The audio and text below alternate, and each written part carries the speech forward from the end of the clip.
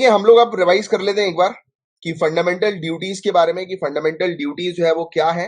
तो ये कुछ पर्टिकुलर ड्यूटीज हैं जो सिटीजन्स के लिए बनाई गई हैं। जैसे कि हम लोग को फंडामेंटल राइट्स मिले, कुछ अधिकार मिले, तो भाई हमारे कर्तव्य भी तो होने चाहिए इस हमारी कंट्री के प्रति, हमारे कंट्री के लोगों के प्रति, हमारे समाज के प्रति, है कि नहीं। तो टोटल कितनी ड्यूटीज हैं? 11 ड्यूटीज हैं।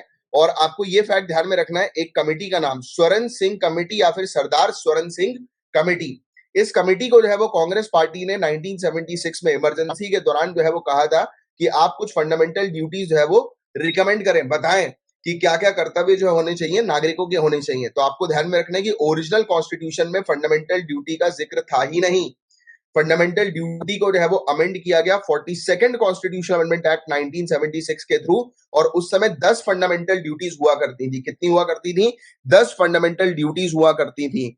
42nd कॉन्स्टिट्यूशन अमेंडमेंट एक्ट 1976 के थ्रू फंडामेंटल ड्यूटीज को शामिल किया गया और पार्ट 4A जो है वो शामिल किया गया इंडियन कॉन्स्टिट्यूशन के अंदर। और सिर्फ एक ही आर्टिकल 51A जो है वो डाला गया। फिर बाद में जाकर लगा कि नहीं यार, एक फंडामेंटल ड्यूटी जो है वो और बढ़ाई जाए। तो 86 कॉन्स्टिट्यूशनल अमेंडमेंट एक्ट 2002 के तहत एक फंडामेंटल ड्यूटी और बढ़ा दी और आज की डेट में टोटल 11 फंडामेंटल ड्यूटीज हमें देखने को मिलती है। एक और इंपॉर्टेंट फैक्ट, फंडामेंटल ड्यूटी कहां से उठाई गई है? तो यूएसएसआर और जापान के कॉन्स्टिट्यूशन से जो है वो फंडामेंटल ड्यूटीज को उठाया गया है। तो ये 6 पॉइंट्स आपको थोड़ा सा अच्छे से जो है वो ध्यान में रखना है। बाकी जो मैंने आपको नोट्स प्रोवाइड कराए उसमें पूरी चीज जो है वो डिटेल में ऑलरेडी मेंशन है और जो हमने अभी डिटेल में कवर करी।